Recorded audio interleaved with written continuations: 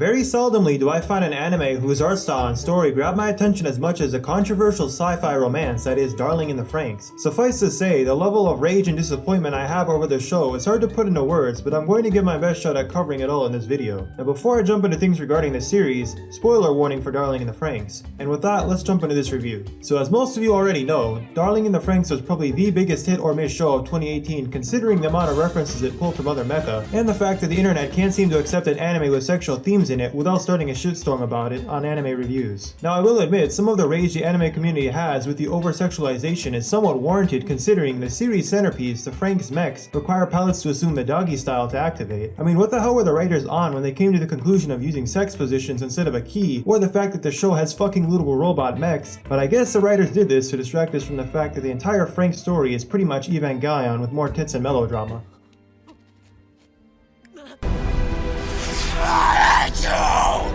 Even though Darling had plenty of references from other anime, I was still very excited over its potential considering it was a collaboration between A1, known for its excellent animation skill, and Studio Trigger, who is notorious as hell for this unorthodox writing approach and conflicting plot points. But I was ultimately left disappointed and actually really pissed off over the course the series took, what with the god-awful pacing and world building that the writers seemingly forgot about until midway through the series, because I guess Atsushi Nishigori couldn't figure out what the fuck he wanted to do with the series. I mean, just look at the slice of life in Darling. At first glance, I'd say it really wasn't half bad at first, but as the series went on, it honestly became really crappy to the point that I didn't understand why we had any in the first place. I say this because, as many fans pointed out, a lot of the slice of life in the series was pretty hollow and was really just overflowing with pointless drama that didn't really develop any of the characters. Sure, the Parasites had some good scenes like the bitch fit Miku started with Zorome and the rest of the boys over the constant harassment they received, but outside those few situations where a meaningful resolution happens that actually progresses our characters, everything else that happens is really just a showcase Hero and Zero Two's love scenes. And it's because of this, all this empty slice of life poses a big threat to the story and later makes it extremely obvious how bad the pacing is. Now I'm well aware there's plenty of other areas that were just as bad as the pacing was, but let's be real, I know for a fact that Darling in the Franxx's production team could have written the entrance and development of most of the characters a hell of a lot better than they did. And I'll give you a good example. Kokoro and Mitsuru's wedding, for starters, was really cringy to me, and the entire side story literally went in a complete circle and wasted 2 or 3 episodes of potential development with nothing to show for it. I'm pretty sure most who watched the series realized early on that the whole Kokoro x Mitsuru side story acted as an eye-opener for the rest of the characters, that despite the leniency shown to them by the adults, none of them are really free to do what they want. But are you really going to tell me that it makes sense to waste 3 episodes building up the wedding between Mitsuru and Kokoro only for the entire event to be wiped from their mind to get this point across? Honestly, if that's all the writers wanted to show us, they could have easily just condensed the entire subplot into 1 episode instead of showing us all this hollow slice of life. And another thing, why the hell did any of the Parasites, especially Hero, really think nothing was going to happen with them setting up a ceremony that easily falls within the gender philosophy that the adults, including 9 Alpha, pushed so hard earlier in the story? It should have been obvious to them and anybody watching the series that things were somehow going to turn out badly, because the series made it very clear early on how controlling Ape was and how they went to great lengths to stop the children from learning anything about pre-modern day society, because the values and culture was solely threatened to control over humanity. Even though every aspect of Darling's character development was more or less a train wreck, the only 2 characters that redeemed the crappy job the writers did in the story was exclusively centered around Zero Two and Hero. They both actually had a very emotional backstory, and most of their progression in the series was also pretty good for the most part, aside from Zero Two randomly dropping her original mysterious and uncaring personality and adopting this run-of-the-mill cheery schoolgirl trope without fleshing out this change in mentality so it doesn't just seem like her personality was an act. Now despite that minor issue, when talking about likable characters, Zero Two and Hero were the only 2 characters that really had any depth and actually had a good thing going for them. There was a lot of mystery behind Zero Two from the moment she was introduced into the story, and later on finding out that she was actually a Klaxosaur human hybrid just made it even more interesting to see what she was capable of and what was her connection to Dr. Franxx and the Nines. In Hero's case, even though he started off as a blank slate main character when he was first introduced, he eventually got a good backstory with Zero Two, and her presence in the story only helped change his outlook on life and helped him develop more confidence in his ability to pilot the Franxx. Obviously, that alone doesn't really equate to being well-rounded well-rounded enough to be likable, but considering how underdeveloped most of the characters are in the series, it's one of the best characters it has to offer. On a side note, I also forgot to bring up Dr. Franxx, because if I had to say, he was probably the runner-up after Hero in Zero 2 for being a developed and relatable character, which is funny considering how little screen time he had and the fact that his character was your cliche atheist mad scientist doing immoral experiments for kicks. Even with that being the case, when I compared his backstory to the rest of the side characters in the story, none of them were really that interesting, and honestly I found them to be pretty hollow. Despite his overused character type, I still give Dr. Franxx props in the series, because he single-handedly managed to create a cure for depression by cloning a demon lolly from hair. I mean seriously, look at this face. Tell me this isn't the answer to all suffering in the universe. Anyway, moving on from my analysis of the characters in the series, I'm not entirely sure which studio decided it was a good idea to speed resolve and ass pull things toward the end of the series and hope nobody would notice, but holy shit did it not work at all. I really feel like the push to wrap things up was done because Trigger or A1 probably forgot it was a 2-core series. I mean, just take the 9 screen time in the story for example. They had very little if not zero backstory at all aside from it being stated that they were clones, and didn't really get any chance to develop and just came off as a team of papa worshipping assholes that can't think for themselves. Other than their presence at key battles in the story, none of the 9s really ever got to do anything, and because of this, I never really developed any emotions to care about them and pretty much hated them up until their deaths, which by the way were actually hilarious if you ask me. What the hell was going through the writers' minds when they forced all of the remaining 9s to not only drop all of their views on life, but effectively made them spontaneously turn nice and decide to help the parasites reach Zero 2, only to have all of them die, with 9 Alpha getting himself killed because when things aren't going well, blowing yourself up seems to solve everything in anime. While I see how 9 Alpha's death was possibly meant to act as a redemption for his past actions and make fans feel bad for his death, clearly this did not work because killing off a character that nobody really cares about in such a quick fashion with no real justification for why he needs to die makes it super obvious that the writers were just looking for the easy way out with removing him from the story. I think 9 Alpha had a lot of potential and would have served as a much better villain than the asspull Vern, who by the way had zero backstory and was the single biggest plot device to the story because the only reason they were in the story was to kill off a good chunk of the characters and give the writers an opportunity to show off whatever the hell this is. Now speaking of killing off characters, why the hell did Trigger, or whichever studio involved, decide it was a good idea to kill off the only 2 characters that had any real significance to the story? I guess they thought killing Zero 2 and Hero for the sake of giving the characters nobody gave a shit about a chance at a happy ending somehow made sense when the only thing going for the series towards the end of the show was Hero and Zero 2, but I guess they gave it their best shot, right? The real question would be, did it work? Fuck if I know, but most of the reviews I've read about the ending pretty much say it was horrible, and that's putting it lightly. Personally, I wouldn't have minded the ending they gave us if they didn't write the story where most of the emotional tension and attachment was centered around the main characters. Well, from a basic writing standpoint, this makes sense. What doesn't is thinking it's a good idea to kill off said characters for dramatic effect, or God knows what, when the rest of the characters are barely likable and from a usefulness perspective are virtually helpless in all of their fights they take part in. If it wasn't for Hero's degrading health in the earlier stages of the story thanks to the plot, Strelitzia alone probably could have soloed all of the remaining Klaxosaurs with maybe some help from the 9s. Regardless, all the other mechs were pretty much useless in my eyes and just gave more variety to the mechs shown in the story. To top things off with some other stuff that didn't make sense towards the end of the series, we have this major writing fail with the Klaxosaur Lolly getting one-shotted by the plot device villain Vern and dying without doing just about anything other than changing her philosophy on relationships and saving Zero 2 and Hero via some unknown asspull. It's like Trigger forgot how to make a good climax to the threat they created and said, you know what, let's add in this and make the main villain aliens now because you know what, fuck it. I mean, when Vern was first introduced into the story, truth be told, I was initially just confused by what was happening considering how quick the scale transitioned, but I ultimately decided to just wait until I finished the series before I gave my final verdict. That being said, man did Vern completely screw over the story. I mean, when you really sum up everything that was accomplished by introducing them into the story, there isn't anything good because you don't have to think too hard to realize Vern's purpose was to give the writers a medium to force the story along, and to create a new villain for Zero 2 and Hero because them fighting the Klaxosaur princess would just enrage all the lolicons out there. But yeah, Vern was really just a plot device that was a means to an end so they could kill off the Klaxosaurs and pretty much anyone else that was evil so humanity could get a clean slate. But aren't we forgetting the fact that it was shown that Vern isn't actually dead and that they vowed to return in the future? What the hell was the point? That statement alone is a major punch in the face to the ending that painted a future of peace and prosperity and made Zero 2 and Hero's death that much more pointless because eventually Vern will come back to mass assimilate and genocide the entire human race. And by the time that happens, there won't be anyone with near the latent potential close to Hero and Zero 2, which means there isn't going to be a prodigy team ex machina to save humanity this time. But hey, I guess since all the original characters will be dead by the time Vern returns, I guess humanity dying in the future doesn't matter anyway, right? Like, I seriously hated Vern for the way things played out because for the majority of the series series, the villain up to this point was the Klaxosaurs, and a lot of the fans were very eager to see where the writers were going to go with their backstory and role in the series. Unfortunately, all this progression and development spent on them ended up being wasted when the Klaxosaur princess basically got one off by Vern, and by that point the Klaxosaurs pretty much became irrelevant, even with their support role on that space clusterfuck. In the end, all they ended up doing is sacrificing themselves so they could conveniently revive the planet with their machine Dino Juice, despite it being implied that the Klaxosaurs aren't really organic beings. So even though Trigger and Studio Carl were short on time, clearly trying to use the Asshole Vern like flex tape for bad writing was not the godsend I thought it was. But regardless, summing up my thoughts about the show, even though there was a ton of things wrong with Darling in the Franxx, I still really enjoyed the show even though it ended so poorly. I think I'm not wrong to say most of us who actually enjoy Darling in the Franxx are all wondering when we'll get a season 2. Realistically, I find it hard to see considering how self-contained the series was, but it's not impossible considering how well the manga is going, but only time will tell if Trigger or some other studio decides to continue their show and bring back Zero, 2, and Hero. So before I wrap things up for this review, I'd like to know if you all liked the ending for Darling in the Franxx, and if you didn't, what you thought about it in the comments below. Now, seeing that this is my first attempt at a YouTube video, if you enjoyed it, I would greatly appreciate it if you would please give this video a like and hit the subscriber button for future videos to come. And on that note, thank you all, and I'll see you guys next time.